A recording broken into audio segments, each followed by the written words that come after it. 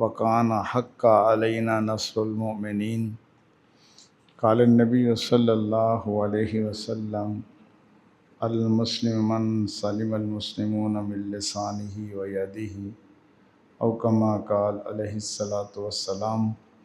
اللہم صلی علی سیدنا مولانا محمد وعلی آل سیدنا مولانا محمد وبارک وسلم۔ حدیث مبارکہ کے اندر آتا ہے، اللہ کے محبوب صلی اللہ علیہ وسلم نے فرمایا، جو بندہ درود شریف پڑھنا بھول گیا سمجھ لو وہ جنت کا راستہ بھول گیا۔ تو سب بھائی انتہائی محبت میں ڈوب کر درود پاک پڑھ لیجیے۔ اللہم صلی علی سیدنا مولانا محمد وعلی آل سیدنا مولانا محمد وبارک وسلم۔ مفکر اسلام حضرت مولانا ابو الحسن ندوی رحمۃ اللہ علیہ نے حضرت شاہ عبد القادر رائے پوری رحمۃ اللہ علیہ، جو حضرت مولانا محمد الیاس رحمۃ اللہ علیہ، سید عطاء اللہ شاہ بخاری رحمۃ اللہ علیہ، حضرت مولانا زکریا رحمۃ اللہ علیہ اور حضرت شاہ ابو الحسن ندوی رحمۃ اللہ علیہ کے شیخ اور مرشد تھے۔ ان کی سوانح حیات میں یہ لکھا ہے، حضرت ابو الحسن ندوی رحمۃ اللہ علیہ نے فرمایا کہ مسلمانوں کے حالات کے اس وسیع مطالعہ اور اپنی زندگی کے اس طویل تجربہ نے حضرت مولانا شاہ عبد القادر رائے پوری رحمۃ اللہ علیہ کو اس نتیجہ پر پہنچا دیا، اور آپ کا یہ یقین اور عقیدہ بن گیا کہ مسلمانوں کی پوری زندگی اور اس کے مختلف شعبوں کے فساد کا اصل سبب جو ہے نا، اصل جڑ جو ہے اخلاص کی کمی ہے اور اخلاق کا بگاڑ ہے۔ ایک تو اخلاص کی کمی اور دوسرا اخلاق کا بگاڑ ہے، اور فرمایا کہ وقت کا سب سے بڑا ضروری کام اخلاق کا پیدا کرنا، اور اس کا سب سے مؤثر ذریعہ محبت ہے، اور اس کا ذریعہ محبت کا ذریعہ کیا ہے؟ ذکر اور صحبت ہے، کہ ذکر اور صحبت سے پھر انسان کو یہ چیز نصیب ہوتی ہے کہ اس کے دل میں محبت آتی ہے، نفرت نہیں آتی، اور پھر یہ محبت جب آتی ہے تو پھر حسن اخلاق ٹھیک ہو جاتا ہے، پھر اس کے اندر اخلاص بھی ہوتا ہے۔ تو فرمایا کہ میں نے اپنی پوری زندگی کا یہ نچوڑ بیان کر رہا ہوں، اتنی بڑی ہستی دنیا میں کہ مسلمانوں کے حالات جو ہیں ان میں جو اصل فساد کی جو جڑ ہے، بنیاد ہے، وہ اخلاص کی کمی ہے، یعنی کہ کسی کام کو اللہ کے لیے نہ کرنا، دکھاوے کے لیے کرنا، نام و نمود کے لیے کرنا، نمائش کے لیے کرنا۔ فرمایا اس کی کمی ہے کہ ہم اللہ کے لیے ہر کام کریں، اور دوسرا حسن اخلاق اچھے ہمارے ہو جائیں۔ تو اس لیے میرے بھائی دوستو، ہم اس بات کی پوری کوشش کریں۔ تو آج کا ہمارا عنوان بھی اسی ہی ضمن میں ہے۔ حدیث مبارکہ کے اندر آتا ہے، حضرت عقبہ بن عامر رضی اللہ تعالیٰ عنہ سے حدیث مبارکہ کے راوی ہیں کہ اللہ کے محبوب صلی اللہ علیہ وسلم نے ارشاد فرمایا، جو شخص کسی کا مخفی یعنی چھپا ہوا پوشیدہ عیب جو ہے اس کو دیکھے پھر اس کو چھپائے، تو فرمایا وہ ایسا ہے گویا اس نے زندہ درگور شدہ لڑکی کو زندہ کیا۔ کتنا بڑا، اگرچہ عمل تو بالکل تھوڑا سا ہے لیکن اس پہ اجر دیکھیں کتنا ہے، کہ اللہ کے محبوب صلی اللہ علیہ وسلم فرما رہے ہیں کہ جو شخص کسی کا مخفی پوشیدہ عیب چھپائے، عیب دیکھے پھر اس کو چھپائے، فرمایا وہ اس طرح ہے جیسے کوئی زندہ لڑکی کو درگور کیا جا رہا تھا اور اس نے اس کو زندہ کیا، یعنی بچایا۔ اب کتنا بڑا عمل ہے۔ تو میرے بھائی دوستو، یوں تو یہ مختصر بالکل معمولی سا عمل نظر آتا ہے، مگر اس کا ثواب اتنا عظیم و شان ہے، کتنا زیادہ عظیم ہے۔ اور عیب پوشی، ہم اس کی پوری دوسروں کے عیبوں پہ پردہ ڈالنے کی کوشش کریں، اور کیونکہ یہ اتنا بڑا عمل ہے کہ بعض بڑے بڑے اعمال بھی اس کا مقابلہ نہیں کر سکتے۔ حدیث مبارکہ کے اندر آتا ہے کہ لوگوں کی بے عزتی کرنے والا، جو لوگوں کی بے عزتی کرتا ہے، قیامت میں اپنا چہرہ تانبے کے ناخن سے نوچے گا، اس کے ناخن تانبے کے ہوں گے اور اس سے نوچے گا۔ خود کو کیسے چھپائیں گے روز محشر میں، خود کو کیسے چھپائیں گے روز محشر میں، عیب دوسروں کا جو چھپا نہیں سکتے۔ اعلیٰ ظرف وہی ہے جو قطع تعلق کے باوجود برائیوں پر ڈالے پردہ، خوبیوں کا باقی رکھے وجود۔ یاد رکھنا کسی بھی شخص کی اعلیٰ ظرفی کی علامت یہ ہے کہ وہ دوسروں کے عیبوں پہ پردے ڈالتا ہے اور اس کی خوبیوں کو بیان کرتا ہے۔ اور کمینے شخص کی یہ علامت ہے کہ وہ اس کے عیبوں کو تشتہ بام کرتا ہے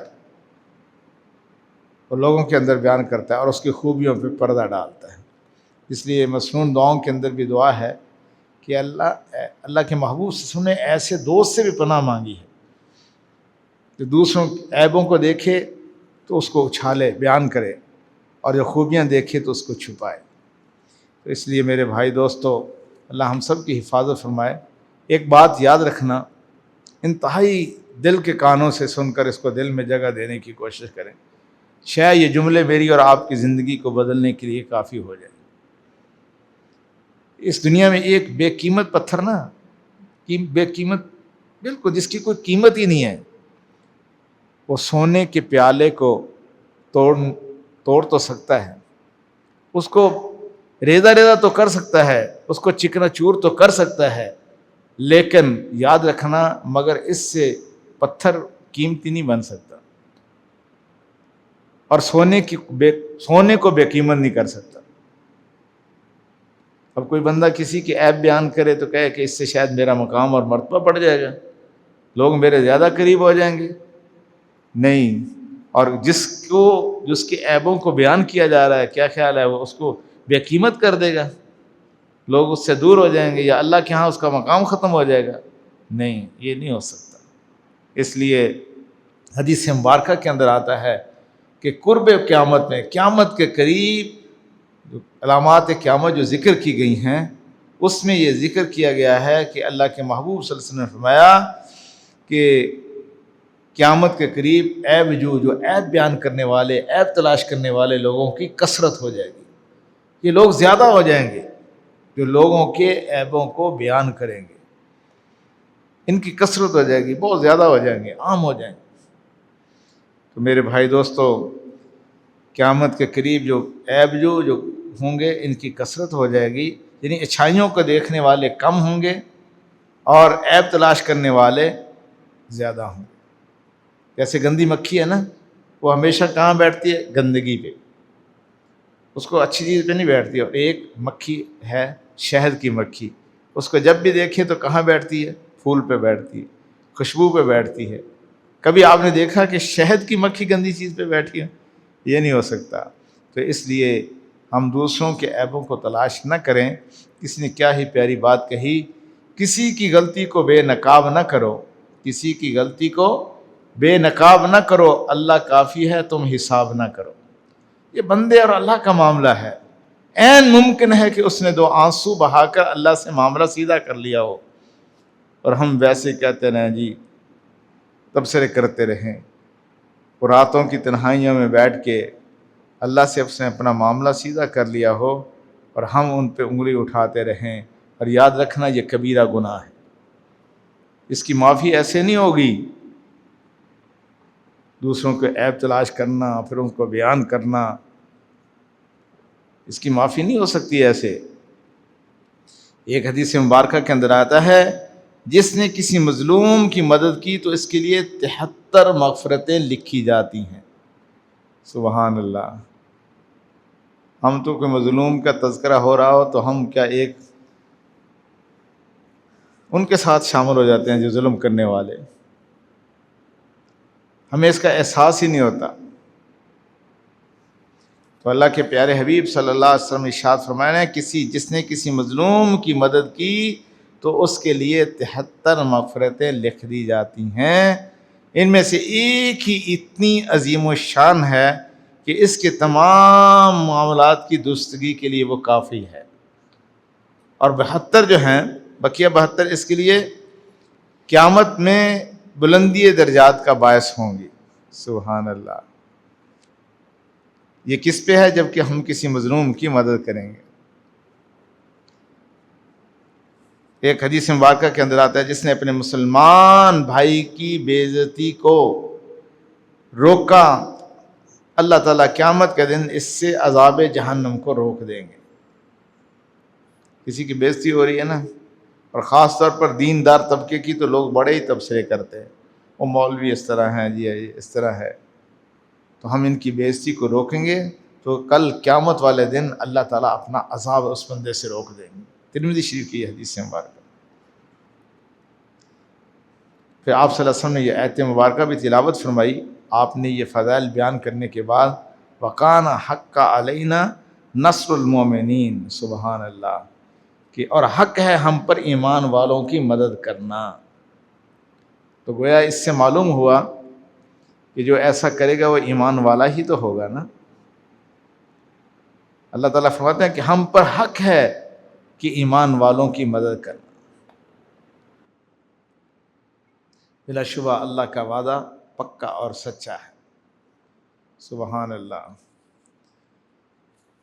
اللہ تعالیٰ مجھے اور آپ کو اس پر عمل کرنے کی توفیق عطا فرما دے۔ ایک بزرگ تھے، حضرت احمد بن مہدی رستم اصفہانی، بڑے عابد تھے، بڑے زاہد تھے، بڑے متقی تھے، پرہیزگار تھے۔ وہ اپنا ایک واقعہ خود بیان فرماتے ہیں کہ ایک رات جس وقت وہ بغداد میں تھے، تو فرمایا کہ رات کے وقت ایک نہایت ہی شریف گھرانے سے تعلق رکھنے والی لڑکی، عورت میرے پاس آئی اور کہنے لگی کہ حضرت خدا را مجھے رسوائی سے بچا لیجیے، اللہ کے لیے مجھے رسوائی سے بچا لیجیے، میں اس وقت بڑی ہی سخت آزمائش میں ہوں، سخت امتحان میں ہوں، آپ میرا پردہ رکھ لیجئے۔ تو حضرت فرمانے لگے، میں نے کہا کہ اللہ کی بندی آپ مجھے بیان تو کرو، کیا معاملہ ہے، کیا مسئلہ ہے، کیا بات ہے، تم کون سی مصیبت میں مبتلا ہو؟ اس نے کہا حضرت میں کیا بتاؤں، میرے ساتھ زبردستی ہوئی جس کے نتیجے میں حاملہ ہو گئی، میں امید سے ہو گئی۔ جب مجھ سے اس بارے میں پوچھا گیا تو میں نے کہہ دیا کہ آپ میرے شوہر ہیں، یعنی میں نے آپ کا نام لے دیا کہ آپ میرے شوہر ہیں اور یہ عمل آپ ہی سے ہے، تو اللہ کے لیے آپ مجھے رسوائی سے بچائیے اور میری عیبوں پہ پردہ ڈالیے، میری عیب پوشی پہ پردہ ڈال دیجئے۔ حضرت کے سامنے یہی حدیث مبارکہ تھی کہ جس نے کسی کی عیبوں پہ پردہ ڈالا، عیبوں پہ پردہ ڈالا، اس کو ایسے ہے وہ جیسے زندہ درگور لڑکی کو زندہ اس نے کر دیا، یعنی بچا لیا۔ تو حضرت کے سامنے یہ حدیث مبارکہ تھی، تو حضرت نے فرمایا کہ ٹھیک ہے۔ اب کچھ عرصہ گزرا تو محلے کے امام صاحب اور ان کے ساتھ جو کچھ نمازی تھے وہ آئے حضرت کے پاس، کہنے لگے کہ حضرت مبارک ہو، اللہ نے آپ کو بیٹا دیا۔ حضرت فرماتے ہیں میں نے خوشی بخوشی ان کو بالکل ان کی مبارک کو قبول کیا، ان کی خاطر تواضع کی، میں نے بالکل محسوس ہی نہیں ہونے دیا۔ اور پھر اس کے بعد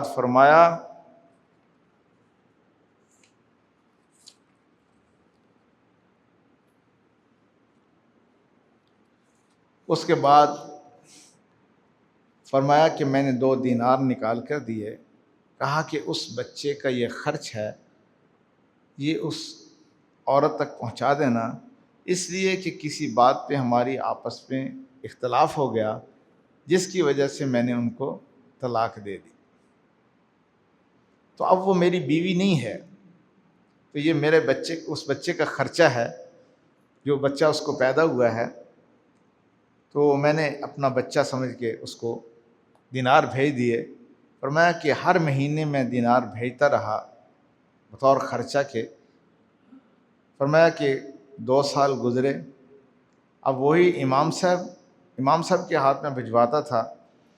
فرمایا کہ وہ امام صاحب اور محلے کے نمازی دیگر لوگ آئے کہ حضرت ہم آپ سے تعزیت کے لیے آئے ہیں، آپ کا جو بچہ تھا وہ فوت ہو گیا. حضرت فرماتے میں نے ان کی تعزیت کو قبول کیا، میں نے دکھ کا اظہار کیا اور وہ چلے گئے. کہا کہ ایک رات اچانک وہ عورت آئی ہے،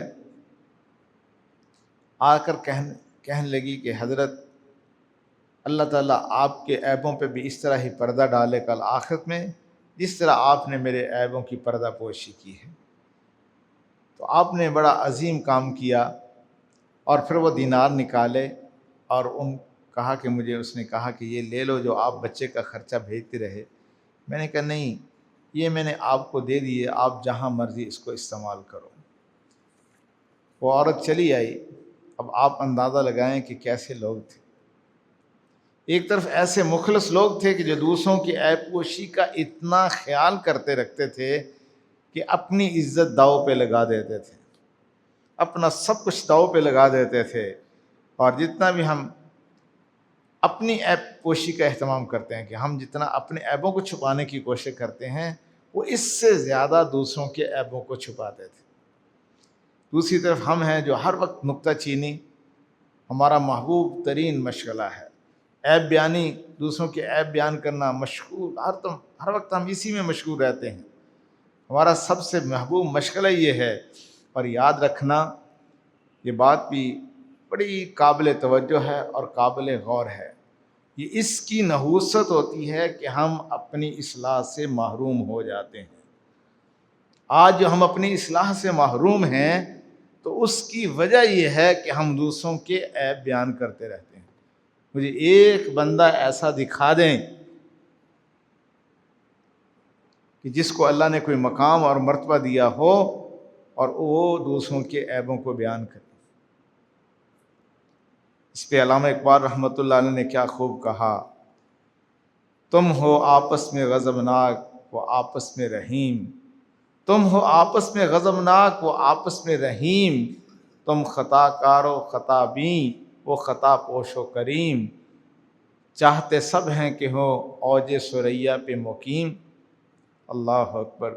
چاہتے سب ہیں کہ ہوں اوج ثریا پہ مقیم، پہلے ویسے کوئی پیدا تو کرے قلب سلیم. اگر ہم یہ چاہتے ہیں تو ہم دوسروں کے عیبوں پہ پردہ ڈالیں. حقیقت یہ ہے کہ دوسروں میں عیب تلاش کرنے والا عموماً اپنی اصلاح سے محروم ہو جاتا ہے. اور یاد رکھنا اپنے اندر وہی کمالات پیدا کرتا ہے جسے اپنی کمی کا احساس ہوتا ہے. اس لیے اللہ رب العزت نے ہمیں 2 آنکھیں عطا فرمائی ہیں. ایک آنکھ جو دی ہے اللہ تعالیٰ نے اپنی خامی دیکھنے کے لیے، اس سے کیا کرنا ہے، ہم نے اپنی خامی کو دیکھنا ہے. اور دوسری آنکھ دی ہے دوسروں کی خوبیاں دیکھنے کے لیے. ساری زندگی ہم نے ایک آنکھ سے اپنی خامی کو دیکھنا ہے اور دوسری آنکھ سے لوگوں کی خوبیوں کو دیکھنا ہے. اس لیے تو حضرت سلطان باہو رحمۃ اللہ علیہ فرماتے ہیں تم نے بڑی بڑی کتابیں پڑھی ہیں، کاش تم اپنے آپ کو بھی پڑھ لیتے. یاد رکھنا اپنے آپ کو پڑھنا بڑا مشکل کام ہے. عمر بھر یوں ہی غلطی کرتے رہے غالب، دھول چہرے پر تھی اور ہم آئینہ صاف کرتے رہے. بس ہماری ساری زندگی اسی پہ گزرتی ہے. وہیں ہم ذوق کے آگہی ہائے رے پستی بشر، سارے جہاں کا جائزہ اپنے جہاں سے بے خبر. یاد رکھنا عقل مند اپنے عیوب کو دیکھتا ہے. یہ عقل مند بندے کی نشانی ہے جو ہمیشہ اپنے عیبوں کو دیکھتا ہے، اور جبکہ بے وقوف دوسروں کے عیبوں کو دیکھتا ہے. اور سب سے آسان کام کیا ہے؟ دوسروں کی نکتہ چینی کرنا سب سے آسان کام ہے، اور عیب جوئی. اور سب سے مشکل کام کیا ہے؟ اپنی اصلاح کرنا. اس لیے تو ہمارے اس وقت دنیا اسلام کی عظیم ہستی جن کے علم اور عمل کو پوری دنیا مانتی ہے، شیخ الاسلام مفتی محمد تقی عثمانی صاحب دامت برکاتہ العالیہ، وہ حضرت فرما رہے ہیں کہ اس وقت دین پڑھنے والوں کو بھی دین کی خدمت سے بھی پہلے ایک اور نیت کرنی ہے کہ ہم اپنی اصلاح کریں. اپنی اصلاح یاد رکھنا اب فرض ہے.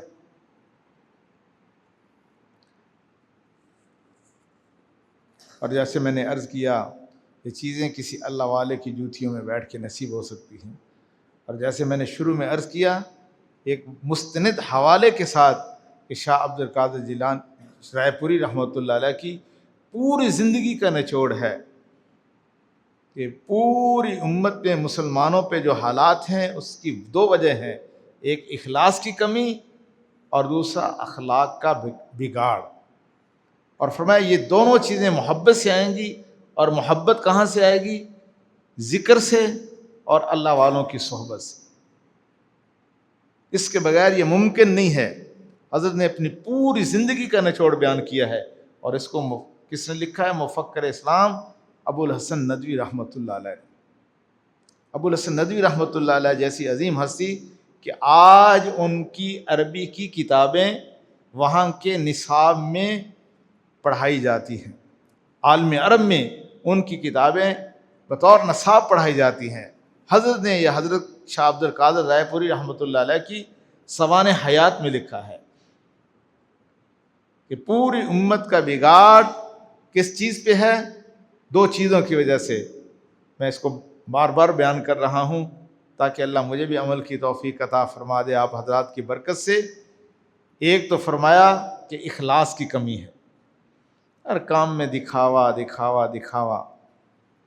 اے اللہ مجھے خاک میں ملا کر میری خاک بھی اڑا دے، میں تیرے نام پر مٹا ہوں، مجھے کیا غرض نشاں سے. یہ بازی عشق کی بازی ہے جو چاہو لگا دو ڈر کیسا. جیت گئے تو کیا کہنا، ہار گئے تو بات نہیں. فرمایا دو چیزوں کی وجہ سے پوری امت میں بگاڑ آیا ہے، ایک اخلاص کی کمی اور دوسرا اخلاق کا بگاڑ. اور یہ دونوں چیزیں محبت سے طے ہوں گی. فرمایا میری پوری زندگی کا نچوڑ ہے. اور محبت کیسے آئے گی؟ ایک ذکر سے اور دوسرے اہل اللہ کی صحبت سے. اس کے بغیر ممکن ہے ہی نہیں. تو اس لیے میرے بھائی دوستو، ایک لمبے عرصے سے ہمارے حضرت جی رحمۃ اللہ علیہ پوری دنیا میں ان موضوعات کو بیان کرتے رہے. کبھی یہ کتابوں کی زینت ہوتے تھے یہ موضوعات. یہ بات میں بڑے شرح صدر سے کہہ سکتا ہوں اور میں نہیں کہتا، پوری دنیا کہہ رہی ہے. حضرت نے اس کو ممبر و محراب سے بیان کیا ہے. اللہ تعالی ہمیں عمل کرنے کی توفیق عطا فرما دے. حدیث قدسی میں اللہ رب العزت فرماتے ہیں، اللہ کے محبوب صلی اللہ علیہ وسلم نے ارشاد فرمایا، حدیث قدسی ہے کہ حضرت موسیٰ علیہ السلام نے ایک مرتبہ اللہ رب العزت کی بارگاہ میں عرض کیا کہ اے پیارے اللہ جی، اے میرے رب، آپ کے بندوں میں آپ کے نزدیک سب سے زیادہ عزیز کون ہے، سب سے زیادہ پیارا کون ہے، جو آپ کو سب سے زیادہ اچھا لگتا ہو؟ جواب میں اللہ رب العزت نے ارشاد فرمایا، جو قدرت کے باوجود معاف کر دے. اب طاقت بھی ہے، قدرت بھی ہے، پھر اس کے باوجود وہ معاف کر رہا ہے، تو یہ بندہ سب سے زیادہ اللہ کو محبوب ہے. ایک مرتبہ پیکر رحمت عالم صلی اللہ علیہ وسلم سے صحابہ کرام نے، آپ کے جانثاروں نے، آپ کے رضاکاروں نے پوچھا، اے اللہ کے محبوب صلی اللہ علیہ وسلم، ہمیں ستانے والا جو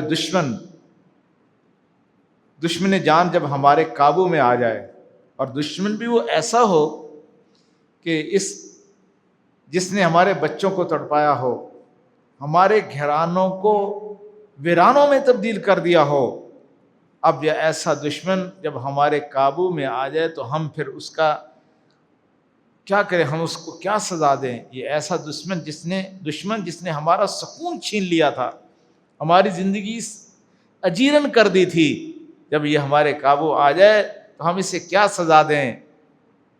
میں اور آپ دل کے کانوں سے سنیں رحمت عالم صلی اللہ علیہ وسلم کا جو جواب ہے. آپ صلی اللہ علیہ وسلم نے ارشاد فرمایا، سب سے اچھا انتقام یہ ہے کہ اسے معاف کر دو. آپ اس کو معاف کر دو.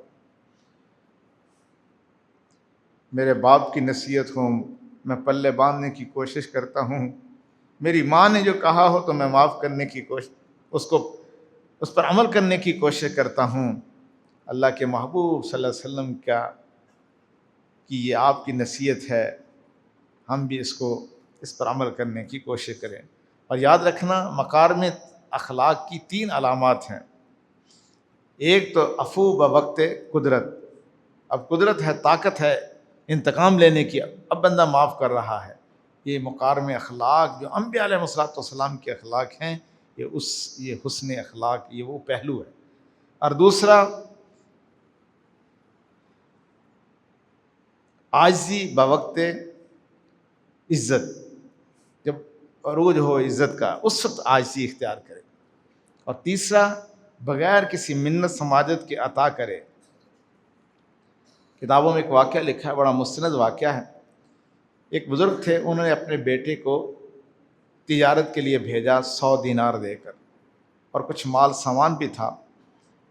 یہ قافلے کے ساتھ جا رہا تھا کہ راستے میں قافلہ کے لوگ پیچھے تھے، تو ایک آدمی نے اس نوجوان کو جو جا رہا تھا لوٹ لیا، اس کے 100 دینار بھی چھین لیے۔ 100 دینار چھیننے کے بعد اس کو قتل بھی کر دیا۔ اب جب پیچھے سے قافلہ آیا تو یہ بھاگ نکلا، رات کا وقت تھا، اندھیری رات سے اس نے فائدہ اٹھاتے ہوئے ایک بستی میں گیا، اور وہاں جا کر ایک گھر کا دروازہ کھٹکھٹایا اور کہا کہ مجھ سے ایسی غلطی ہوئی ہے، میں یعنی کہ ایک بندے کو، نوجوان کو قتل کر کے آیا ہوں، اور اس کے دینار بھی میں نے چھینے ہیں، اور اس کا سامان بھی۔ جس گھر کا دروازہ کھٹکھٹایا یہ اسی گھر کا نوجوان تھا، اس کا باپ باہر نکلا تھا۔ باپ فوراً سمجھ گیا کہ یہ تو میرے بیٹے کو قتل کر کے آیا ہے۔ پھر آگے سے یہ کہنے لگا کہ یہ سامان بھی میں آپ کو آدھا دے دوں گا، آدھا خود رکھ لوں گا، آپ مجھے جائے پناہ دے دیں۔ باپ فوراً سمجھ گیا، اور اس کے سامنے یہ حدیث مبارکہ تھی۔ تو اللہ کے ہاں سب سے زیادہ عزیز وہ ہے جو انتقام کے باوجود اس کو معاف کر دے۔ کبھی ایسے بھی لوگ ہوا کرتے تھے، اب وہ سمجھ گیا کہ اب تو صیاد خود ہی آ گیا ہے نا، اب تو شکاری خود ہی جال میں آ گیا ہے، لیکن اس نے گھر کے دروازے کھول دیے۔ 3 دن تک اس نے بالکل اس کو احساس نہیں ہونے دیا، اس کی خاطر تواضع بھی کرتا رہا۔ 3 دن جب گزرے تو اس نے کہا کہ اللہ کے بندے، اب خطرہ ٹل گیا، آپ یہاں سے چلے جاؤ، اس لیے کہ کہیں میری پدرانہ محبت شفقت جو میرے بیٹے کے ساتھ تھی جاگ نہ اٹھے، میں تجھے کوئی نقصان نہ پہنچا دوں۔